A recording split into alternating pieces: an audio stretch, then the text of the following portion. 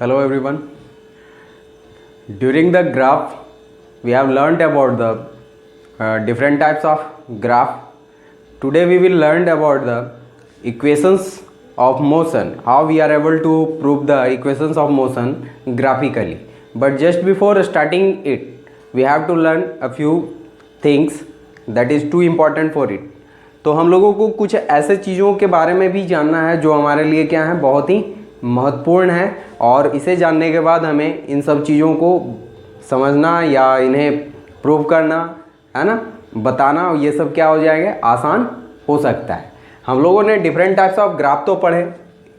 अब अगर मान लें कि हमारे पास यहाँ जो है वो डिस्टेंस टाइम ग्राफ है, ओके, डिस्टेंस टाइम ग्राफ है, और एक हमने क्या ले लिया, वेलोसिटी टाइम ग्राफ। एक हमने क्या ले लिया है, वेलोसिटी टाइम ग्राफ। सपोज करते हैं हम कि ये जो है डिस्टेंस टाइम ग्राफ है और ये हमारा क्या है, वेलोसिटी टाइम ग्राफ है। एक वर्ड जो बार बार आता है और वो है स्लोप। स्लोप का मतलब होता है झुकाव, ठीक है। मीनिंग क्या है कि इसका स्लोप यानी कि जो ये आपको टिल्ट है वो कैसे है और इसका क्या वैल्यू होता है। एक्चुअली में ये वैल्यू हम ट्रिग्नोमेट्री से निकालते हैं, ट्रिग्नोमेट्रिकल रेशियो से, ट्रिग्नोमेट्रिकल फंक्शन से, ठीक है। तो आज हम लोग एक छोटा सा टॉपिक वो राइट एंगल ट्राइंगल के बारे में थोड़ा सा जान लें। ट्रिग्नोमेट्रिकल रेशियो आखिर है क्या, ठीक है।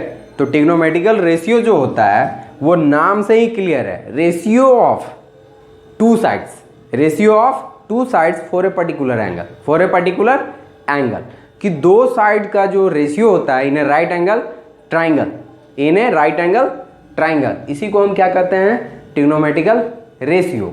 इसी में एक टर्म आता है हमारा स्लोप। जैसे सपोज करते हैं कि ये डिस्टेंस टाइम ग्राफ में ये जो है, ये हमने किसी डेटा का एक क्या किया, ग्राफ प्लॉट किया है। वेलोसिटी टाइम ग्राफ में भी सपोज करते हैं कि कुछ इस तरह का है ना। लेकिन इस केस में इस ग्राफ का जो है वो टिल्ट या जो ये इंक्लाइनेशन है वो एक्स एक्सिस के साथ, सपोज करो कोई एंगल थीटा है, सपोज करो कोई एंगल क्या है, थीटा है, theta that represent a particular angle, है ना। थीटा एक सिंबल है जिसके थ्रू हम क्या करते हैं, एक पर्टिकुलर एंगल को क्या करते हैं, रिप्रेजेंट करते हैं। जिस तरह से अलजेब्रा में हमारे पास एक्स वाई जेड होते थे, एक अननोन क्वांटिटी, तो जब हमारे पास कोई एंगल नहीं होता है तो उसे रिप्रेजेंट करने के लिए हम लोग कोई एंगल थीटा ले लिए, एक सिंबल ले लिए। सपोज करते हैं यहाँ भी हमारे पास क्या है, थीटा। तो स्लोप जो होता है, हमने मैथ्स में भी पढ़ा है कि m is a slope. m क्या होता है, स्लोप। और स्लोप का मैथमेटिकल मीनिंग होता है it is equal to the tan theta, it is equal to the tan theta. अब ये tan थीटा क्या है, तो tan थीटा एक तरह का ट्रिग्नोमेट्रिकल रेशियो है। अब ये ट्रिग्नोमेट्रिकल रेशियो जो है वो कहाँ से आया, तो इसके लिए एक छोटा सा टर्म आप जाने कि एक राइट एंगल ट्राइंगल में आज तक हम लोगों ने जाना कि परपेंडिकुलर जो होता है ये वर्टिकल होता है, बेस जो होता है वो हॉरिजॉन्टल होता है, 90 डिग्री के सामने वाला जो है वो हमारा क्या होता है, हाइपोटेनस होता है। लेकिन ऐसा नहीं होगा, वो क्लास 10 में है, हम लोग एक तरह से इंट्रोडक्शन हमें मिलता है।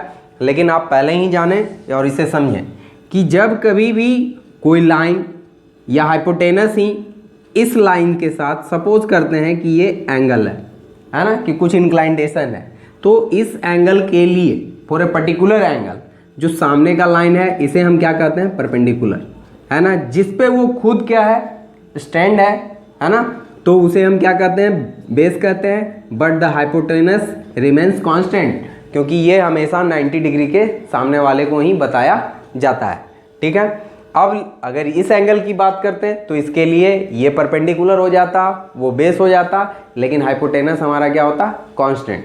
अब यहीं से क्या है कि इस साइड, इस राइट एंगल ट्राइंगल में हमारे पास 3 साइड्स हैं, है ना। और इन 3 साइड्स में से किसी 2 साइड्स के रेशियो को एक पर्टिकुलर नाम दिया गया। क्या नाम दिया गया, वो डिफरेंट नेम है जिसको हम पूरा तो नहीं लेकिन थोड़ा बहुत ज़रूर जानेंगे। तब तक के लिए मैं इसे एक रफ कर लेता हूँ, बेहतर होगा। और बेहतर क्या है वो गौर करते हैं हम लोग कि पंडित बद्री प्रसाद हर हर भोले सोना चांदी तोले। ठीक है, अब इसका तो हमको कोई मीनिंग नहीं समझ में आ रहा, ये पंडित बद्री प्रसाद हर हर बोले सोना चांदी तोले है क्या, है ना। तो S4 होता है साइन थीटा। S4 क्या होता है हमारा, साइन थीटा। साइन थीटा जो होता है वो परपेंडिकुलर बाई क्या होता है, हाइपोटेनस। यानी अगर परपेंडिकुलर और हाइपोटेनस का जो रेशियो होगा उसे हम क्या कहेंगे, साइन थीटा कहेंगे। ठीक है, C4 कॉस थीटा, सोना चांदी तोले। हमने साइन के बारे में जाना कि ये P/H होता है। C4 कॉस थीटा, इसका मतलब हुआ B/H, cos theta B/H। Base by hypotenuse के रेशियो को हम क्या कहते हैं, कॉस थीटा कहते हैं, है ना। और ये T4 क्या होता है, टेंजेंट यानी टैन थीटा। क्या होता है, टैन थीटा। और टैन थीटा किन दो साइड्स के रेशियो को कहा गया, तो perpendicular by base, perpendicular by base. तो टैन थीटा हमारा क्या हो गया, P/B। एक्चुअली में मैं आपको बहुत ज़्यादा इसे डेप्थ में तो नहीं बता रहा हूँ, लेकिन जानने लायक, ताकि हम इसे समझ लेंगे तो इस स्लोप को जानेंगे, स्लोप से फिर हमको ग्राफ में फ़ायदा होने वाला है।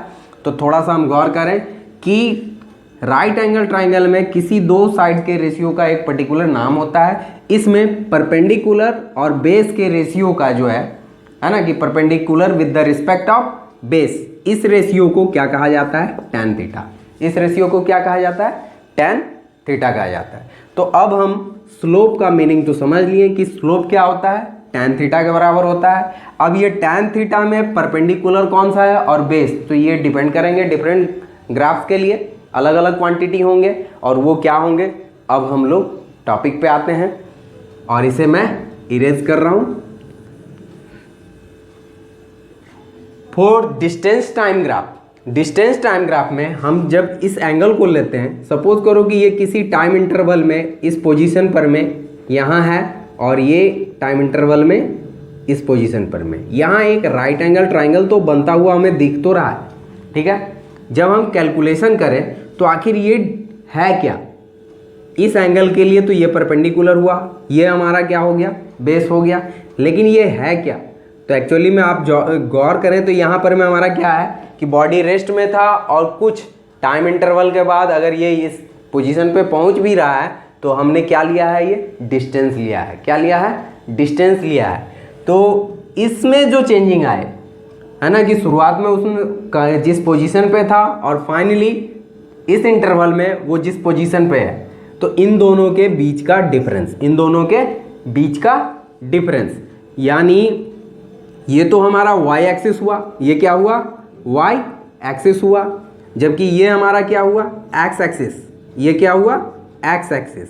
तो आप अगर मान लीजिए कि ग्राफ तो बहुत तरह के होते हैं, यहाँ डिस्टेंस है तो डिस्टेंस बाय क्या हो गया, टाइम हो गया। लेकिन अगर वेलोसिटी टाइम ग्राफ होता तो यहाँ क्या होता, चेंज इन वेलोसिटी होता और यहाँ क्या हो जाता, टाइम हो जाता।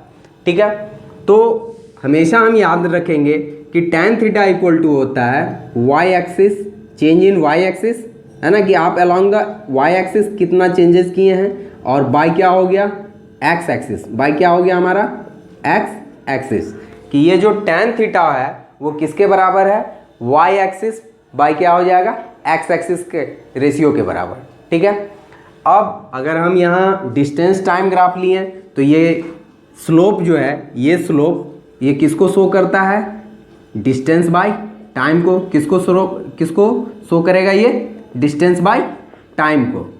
लेकिन अगर ये वेलोसिटी टाइम ग्राफ होता तो चेंज इन वेलोसिटी, जैसे यहाँ चेंज इन डिस्टेंस है बाय टाइम, है ना, change in distance by time, उसी तरह से अगर ये वेलोसिटी टाइम ग्राफ होता तो चेंज इन वेलोसिटी बाय क्या हो जाता, चेंज इन टाइम हो जाता। तो हर एक ग्राफ के लिए उसका जो स्लोप होगा वो क्या करेगा, अलग क्वांटिटी को, अलग चीज़ों को क्या करेगा, शो करेगा। तो यहाँ अगर हम गौर करें तो डिस्टेंस टाइम ग्राफ में स्लोप जो है वो क्या बता रहा है, डिस्टेंस बाय टाइम। और from the definition of a speed we know that कि the distance acquired by body per unit time, यानी डिस्टेंस पर यूनिट टाइम को हम क्या कहते हैं, स्पीड